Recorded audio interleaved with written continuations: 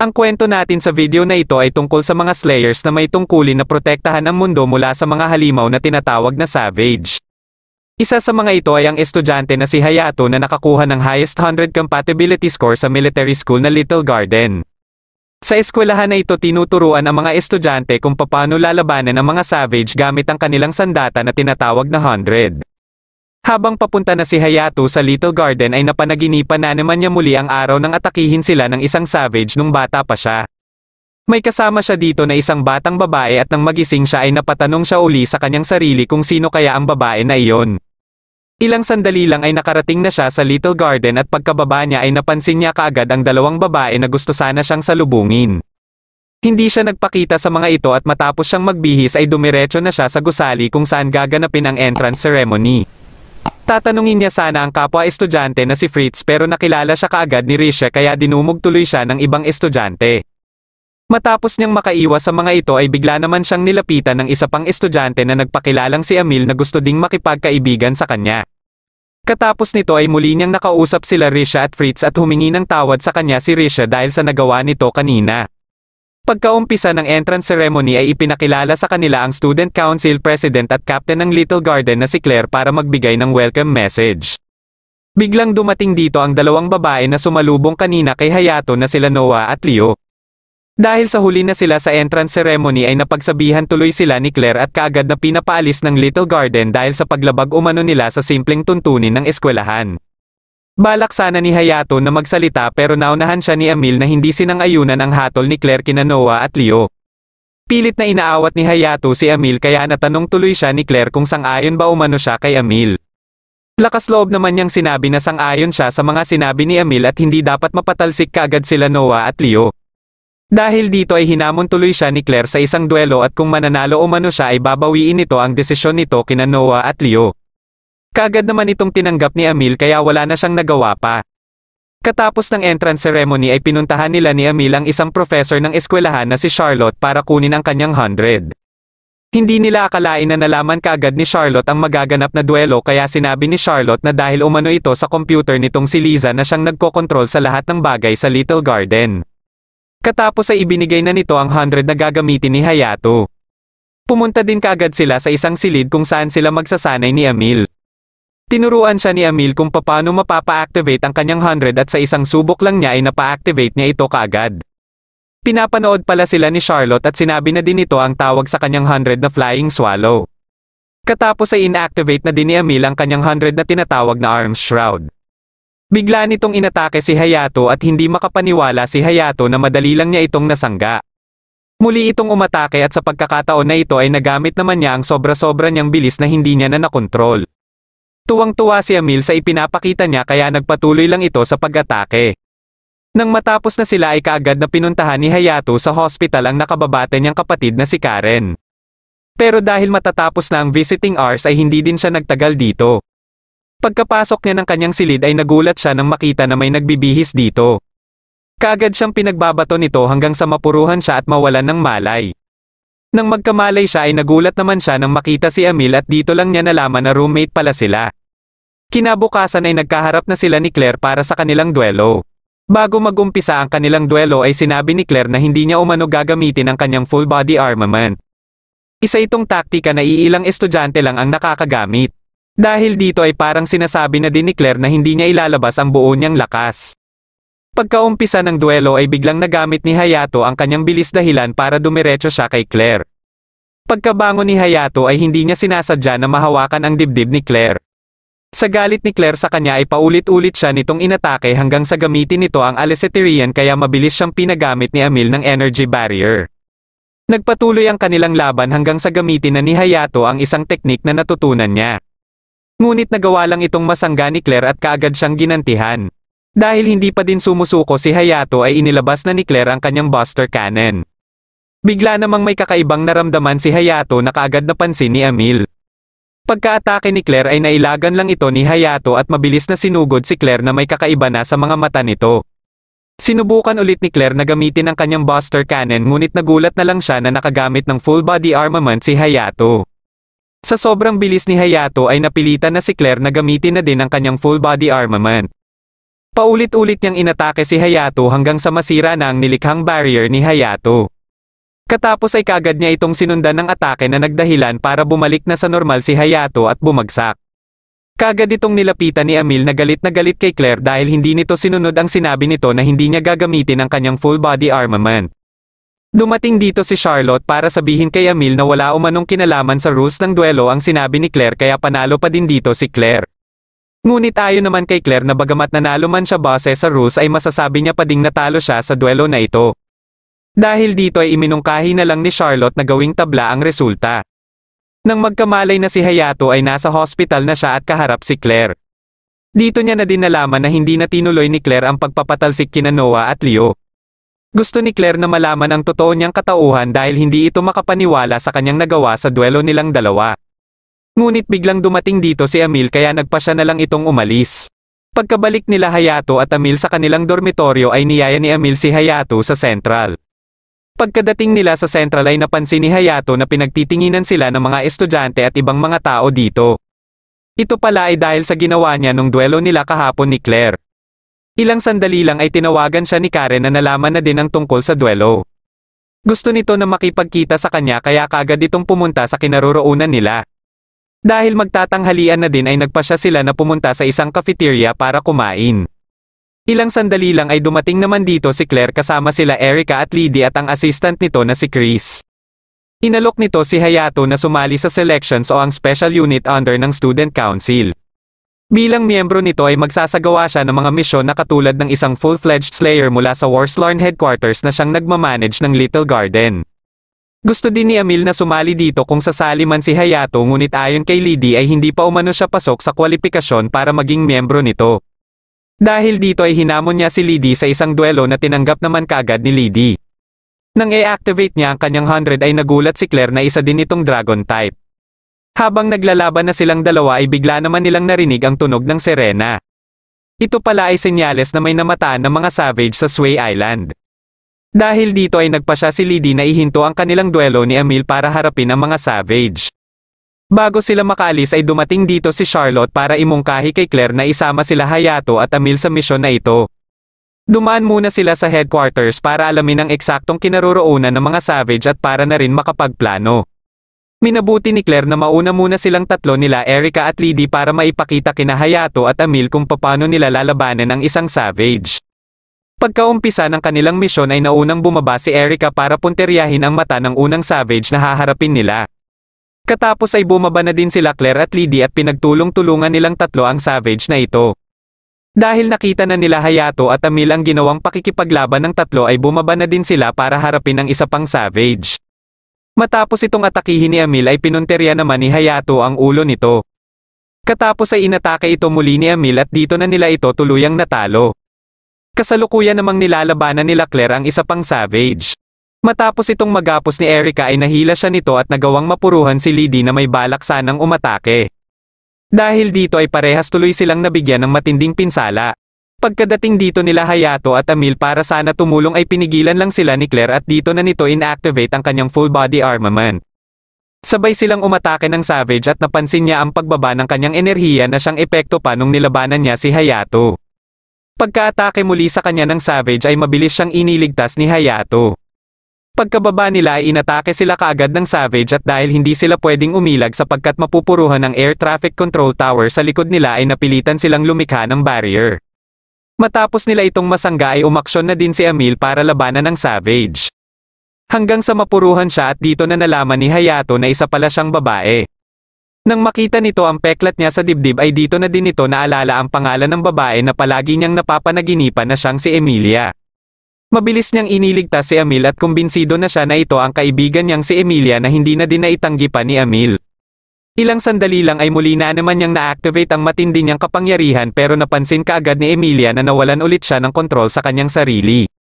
Dahil dito ay nagpasya na si Emilia na halikan siya dahilan para bumalik siya sa katinoan. Kaya pagkaatake muli ng savage ay natapatan niya ito ng kanyang sandata at matagumpay niya din itong napuruhan. Sa sobrang panghihina ay mabilis siyang inalalayan ni Emilia. Hindi naman makapaniwala si Claire sa mga nakikita niya kay Emilia. Dahil alam na nila na isang babae si Emilia ay kailangan na din ito na lumipat na ng silid pero sinabihan pa din umano siya na ipagpatuloy ang pagpapanggap bilang isang lalaki. Nakiusap naman si Hayato na sabihin sa kanya ang mga nalalaman ni Emilia simula nung mawalan umano siya ng iilan niyang memorya matapos ang pag-atake sa kanila ng Savage nung araw na iyon. Inumpisahan ni Emilia na sabihin ang tungkol sa tinatawag na variant. Ayon kay Emilia ay ito yung mga tao na naapektuhan ng virus matapos atakihin ng Savage katulad ng nangyari sa kanya. At dahil sinipsip umano ni Hayato ang kanyang dugo nung mga oras na iyon ay nahawa na din ito ng virus kaya isa na din itong variant. Halos lahat ng tao ay nasasawi matapos ang pagsipsip ng dugo ng isang nahawaan na ng virus at dahil sinuwerte si Hayato na mabuhay ay nagkaroon siya ng napakataas na 100 score. Makalipas ang ilang araw ay napagpasyahan ng management na humahawak sa singer na si Sakura na ituloy na ang naudlot nitong concert sa Sway Island. Dahil ang Little Garden ang nakatalaga para sa seguridad ni Sakura ay sinabihan ni Shuffle si Claire na gusto umano ni Sakura na maging bodyguard si Hayato. Ilang sandali lang matapos ang kanilang pagsasanay ay ipinatawag na siya ni Claire. Bukod sa ipinaalam sa kanya ang hiling ni Sakura ay ipinakita din sa kanya ang napag-alaman na 4 pang Savage na kasama ng 3 Savage na nakalaban nila nung isang araw. Sinasabing na shutdown ang mga ito bago pa mag-landfall ngunit ayon kay Erica ay isang labi pa lang ang nakikita nila kaya may posibilidad na buhay pa ang 3. Hindi naman nagdalawang isip si Hayato na tanggapin ang misyon pero may isang pabor siyang hiningi. Alam niyang fan ni Sakura si Karen kaya humiling siya ng isang concert ticket para sa kanyang kapatid. Dahil dito ay tuwang-tuwa si Karen matapos itong sabihin sa kanya ni Hayato. Sumapit na ang araw ng pagdating ni Sakura sa Sway Island at nakasama ni Hayato si Lady para sumalubong dahil ito ang maghahatid sa kanila sa hotel. Pagkapasok nila sa silid ng hotel ay dito na inalok ni Sakura si Hayato sa isang kasal. Nakita pala ni Sakura ang ginawa niyang pakikipaglaban sa Savage kaya naging interesado ito sa kanya. Inisa-isa ni Sakura ang kanyang mga naiisip para sa kanila ni Hayato. Dahil dito ay gumawa ng paraan si Hayato para tumigil ito at nagtagumpay siya dito. Makalipas ang ilang oras ay sinamahan naman niya ito sa isang party. At katapos ay pinuntahan na din nila ang lugar na paggaganapan ng concert. Dito lang niya nalaman na may 100 din pala si Sakura at tinatawag itong fairy tale. Nandito din pala sila Charlotte para mag-assist kay Sakura dahil na din sa paggamit nito ng 100 habang isinasagawa ang concert. Kinagabihan ay may isang grupo naman ang nakamatsyag sa di kalayuan ng Sway Island na may pinaplanong gawin sakaling matapos na ang concert. Ito ay sila Croven, Nokri at Neset na pare-pareho ding mga variant. Kinabukasan ay ipinatawag ni Claire si Hayato para ipaalam dito ang balita mula sa headquarters tungkol sa pagkawala ng variable stone sa concert venue. Plano sana itong gamitin ni Sakura sa kanyang pagtatanghal at sinasabing ninakaw ito nung kasagsagan ng pag-atake ng mga Savage. Dahil may posibilidad pa din na muling bumalik ang magnanakaw ay ipinaalala nila kay Hayato na bantayang mabuti si Sakura. Katapos dito ay nakipagkita naman si Hayato kay Emilia na sinadya pang pumunta dito para magkita sila. Pumunta muna sila sa mall para makapagpalit si Hayato ng kanyang suot. Pagkadating nila sa plaza ay naisip ni Emilia na kumuha muna ng kanilang maiinom. Biglang tumawag kay Hayato si Claire para ipaalam sa kanya na nawawala umano si Sakura sa silid nito. Dahil dito ay naatasan siya na hanapin ito pero matapos lang ang kanilang usapan ay may biglang umagaw sa kanyang cellphone at ito pala ay si Sakura. Gusto lang pala nito na makipagkita sa kanya para isama siya sa isang lugar na gusto nitong puntahan.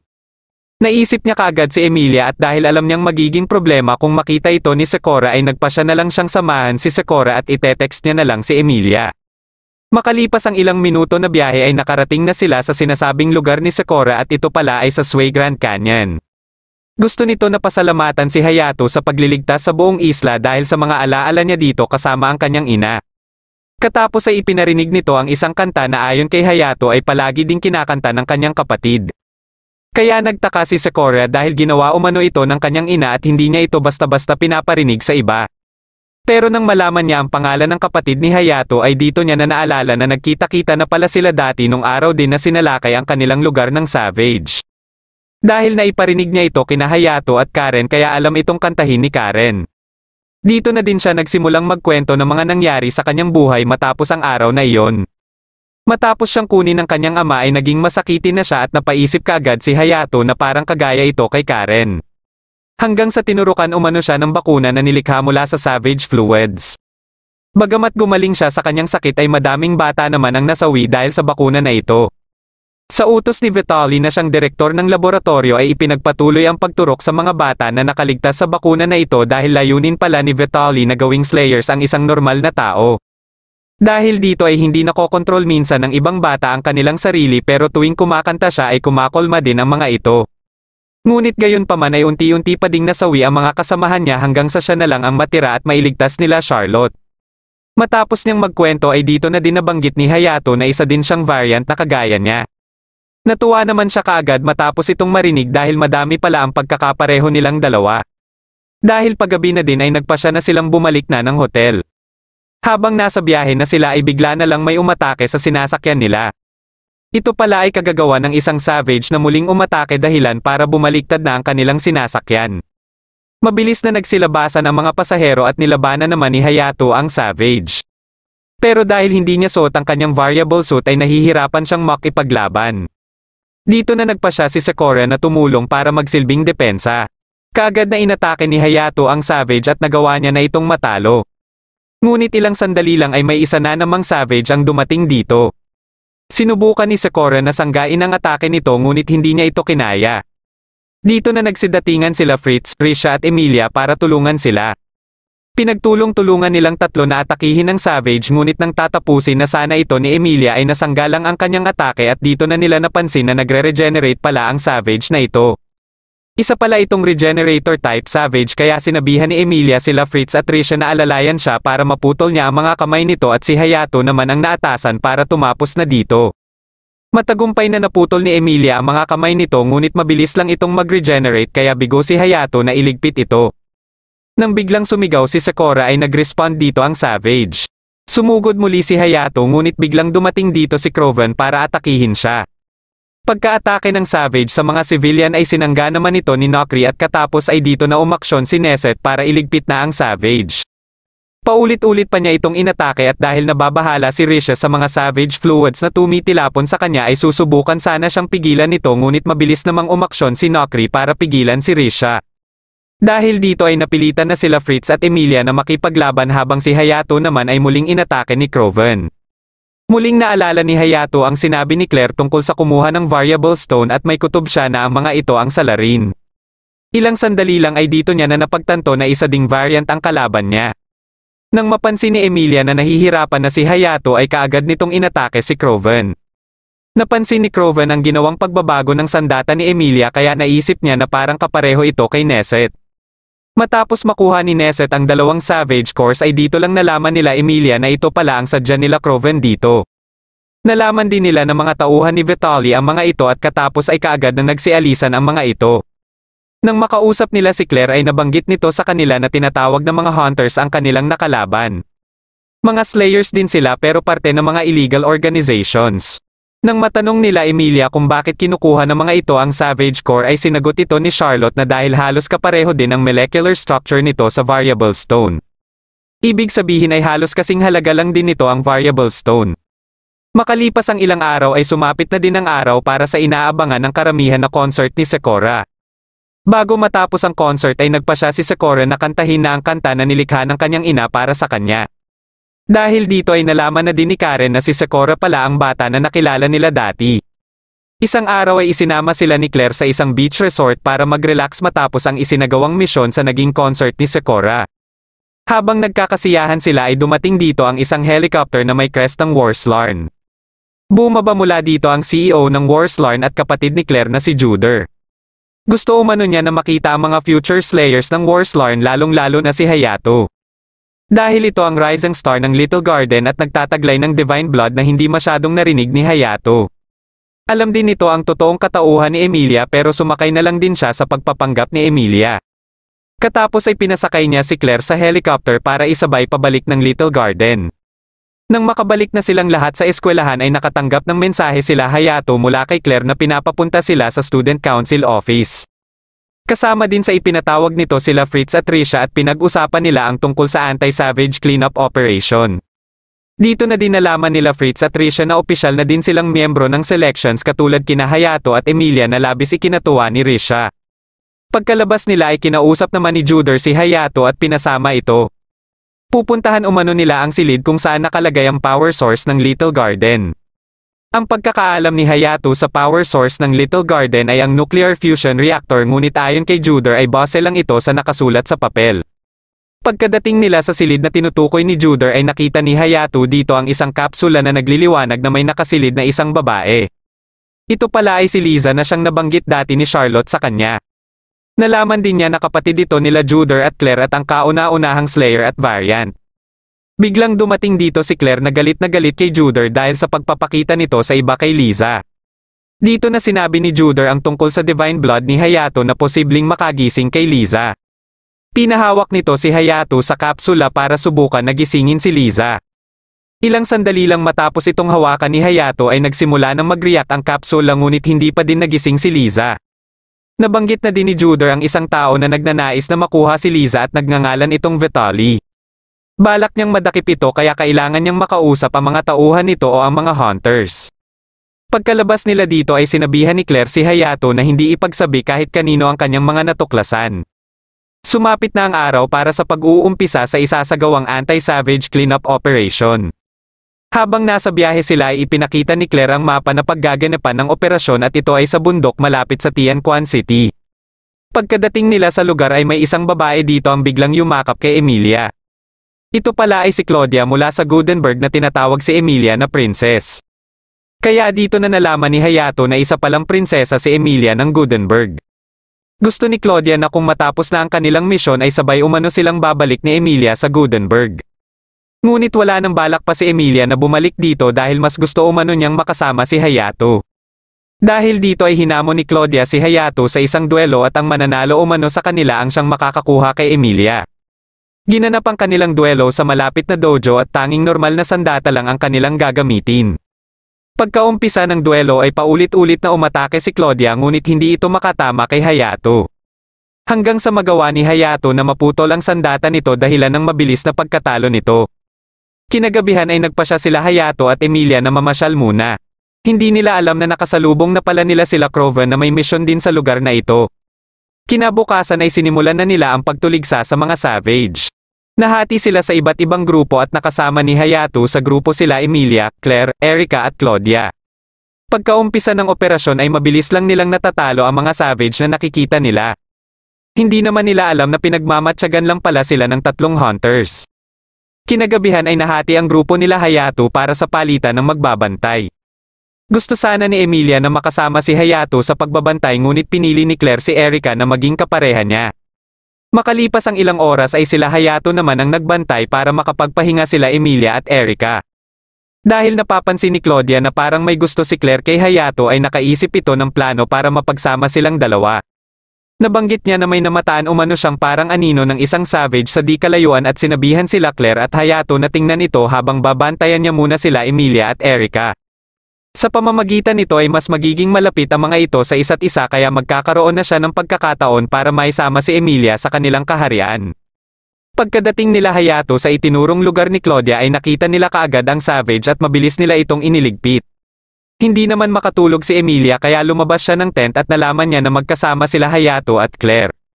Dito na sinamantala ni Claudia ang pagkakataon para ipamukha kay Emilia na hindi umano mapagkakatiwalaan si Hayato. Ngunit kahit anong sabihin nito ay hindi pa din ito mapapayag si Emilia na bumalik ng Gutenberg. Habang nasa lawa sila Hayato para makapaglinis ng katawan si Claire ay napag-usapan nila ang tungkol kay Liza. Dito na naikwento ni Claire lahat kung paano naging variant si Liza at bakit hindi pa din ito nagigising mula sa pagkakatulog. Naging variant pala si Liza dahil sa kagagawan ng kanilang ina na si Linus.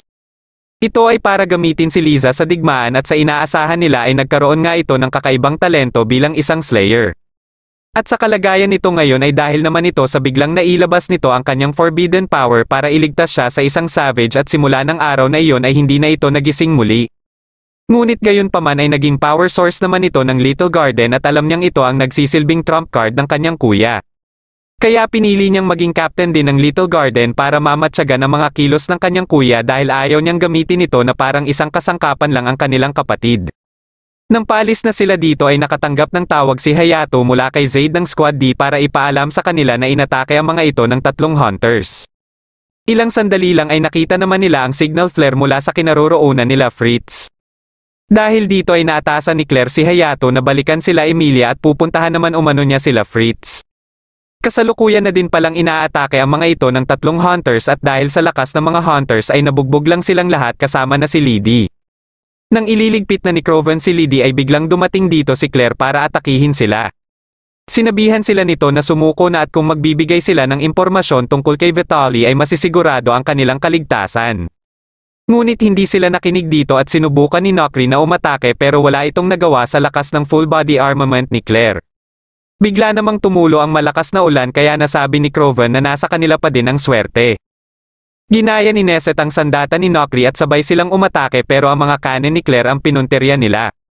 Katapos ay mabilis na nakalapit si Craven kay Claire kaya hindi na ito nakailag pa.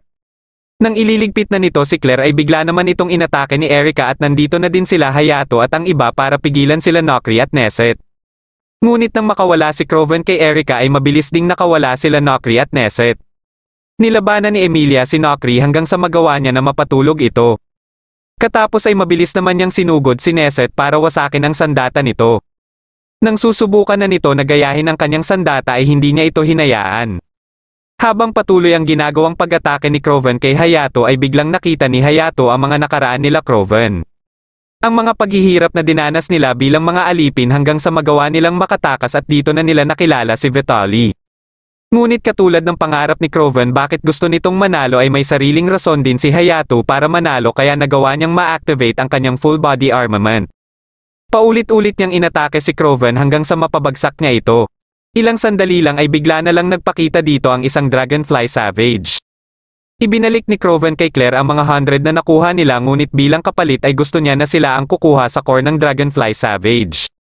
Pagka-atake niya dito ay mayroon pala itong gamit na wide area barrier. Kahit anong atake niya dito ay hindi niya ito mabasag hanggang sa gantihan na siya nito. Mabilis siyang sinalo ni Hayato at nakiusap siya dito na tulungan sila Nokri at Neset na talunin ang Dragonfly Savage. Para mabasag ang barrier ay naisip ni Erika na baka magawa nila ito kung lahat ng Slayers ay sabay-sabay na umatake. Bigla silang kinausap ni Charlotte at base umano sa kalkulasyon ni Liza ay malaki ang posibilidad na mababasag nga nila ito. Dahil dito ay kinausap ni Claire ang lahat ng mga Slayers para maghanda sa pag-atake. Sa hudyat niya ay sabay-sabay silang umatake hanggang sa matagumpay na nilang mabasag ang barrier. Katapos ay kaagad na sumugod si Hayato at sa isang atake lang niya ay nagawa niya kaagad na matalo ang Dragonfly Savage. Pagkabagsak niya sa lawa ay mabilis namang umaksyon si Emilia para tulungan siya. Katapos ng kanilang misyon ay dinala din nila Claire ang tatlong hunters papuntang Little Garden sa utos ni Juder. Katulad kay Erika ay nababahala din siya sa kung ano ang binabalak ng kanyang kuya. Nalaman din kaagad ni Vitaly na hindi nababalik pa sa kanya sila Craven. Ngunit gayon pa man ay may nakahanda na pala ito para sa susunod nitong plano.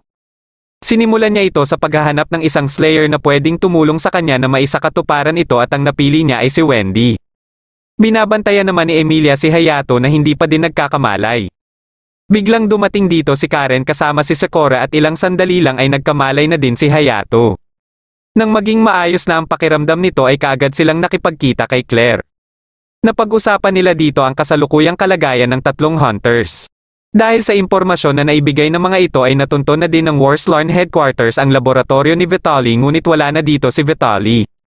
Dahil dito ay posibleng nakaaligid lang ito kung saan-saan kaya humingi na din ng tulong si Claire sa ibang Slayers sa iba't ibang panig ng bansa para sa seguridad sa magaganap na Gardens Festa. Kaya dito na din nalaman ni Hayato na may magaganap palang school festival at magtatanghal din dito si Sakura.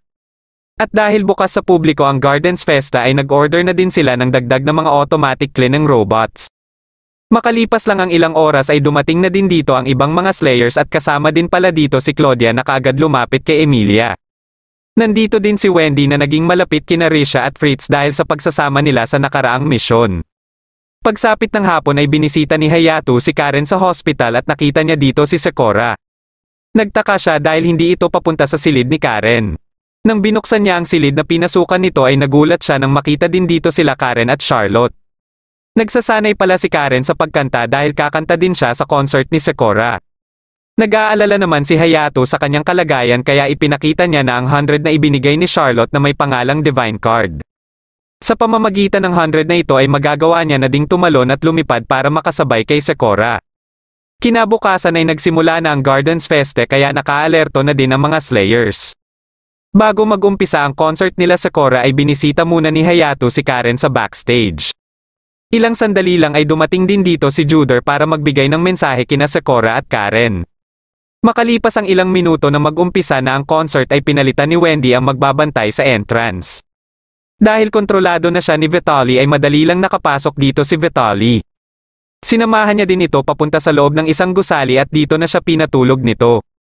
Kaya habang abala sila Hayato sa panonood ng concert ay hindi nila alam na nasa loob na pala ng eskwelahan si Vitaly. Nang itapon nito ang kanyang sigarilyo ay kaagad itong nilapitan ng automatic cleaning robot at parang may kakaiba na ang nangyari dito.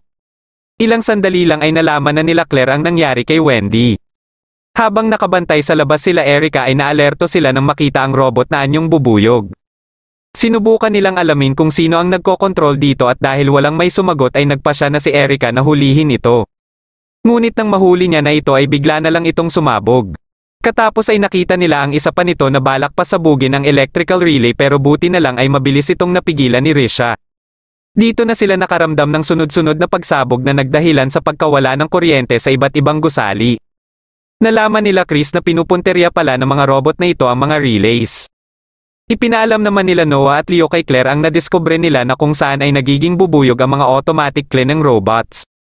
Dahil dito ay kaagad na pina-shutdown ni Claire ang mga ito. Katapos ay nalaman din nila mula kay Erica na may mga variable stones ang mga bubuyog. Dito na naisip ni Claire ang posibilidad na si Vitaly ang may kagagawan nito na sinang-ayunan naman ni Charlotte. Dahil dito ay nagpasya na si Claire na ipatigil ang Gardens Festa para mailikas ang mga civilian. Kaya habang patuloy na nilalabanan nila Erica ang mga bubuyog ay inuumpisahan na din ang paglikas sa mga civilian. Ilang sandali lang ay namataan nila Claudia ang isang aircraft na papalapit sa kanila hanggang sa banggain nito ang Little Garden. Nagsilabasan mula dito ang maraming mga savage at napansin kaagad nila Claudia na walang mga core ang mga ito. Nang makita ito ni Charlotte ay tinawag niya ang mga ito na mga replicants. Ito ang bunga ng patuloy na pangungulekta ni Vitaly ng mga variable stones at mga savage core.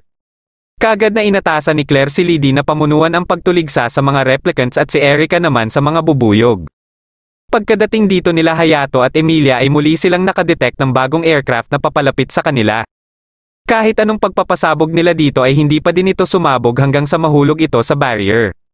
Nagsilabasan din mula dito ang maraming replicants ngunit may kasama palang higanteng replicant dito. Dahil sa patuloy na pagbaba ng tibay ng barrier mula sa pag-atake ng mga replicants ay nagpasya na si Claire na lumabas para harapin ang mga ito. Pero kaagad siyang pinigilan ni Chris dahil kailangan umano siya para magsilbing commander sa mga Slayers na nakikipaglaban sa labas. Kaya sinabihan siya ni Hayato na sila na umano ang lalabas sa barrier para harapin ang mga replicants. Kasabay nito ang pangako nito sa kanya na gagawin nito ang lahat para mailigtas ang Little Garden. Pinuntahan naman ni Vitaly ang silid na kinaroroonan nila Craven para patulungin ang mga ito sa ginagawa niyang pag-atake sa Little Garden. Ayaw sana ni Craven na sumunod sa kanya dahil sa pangako umano niya dati na wala silang idadamay ng mga inosenteng tao. Dahil dito ay napilitan na lang siya na gamitin ang isang device na naglalabas ng tunog na sobrang sakit sa tenga nila Craven. Ilang sandali lang ay dumating dito si Maymay at nilabanan si Vitaly.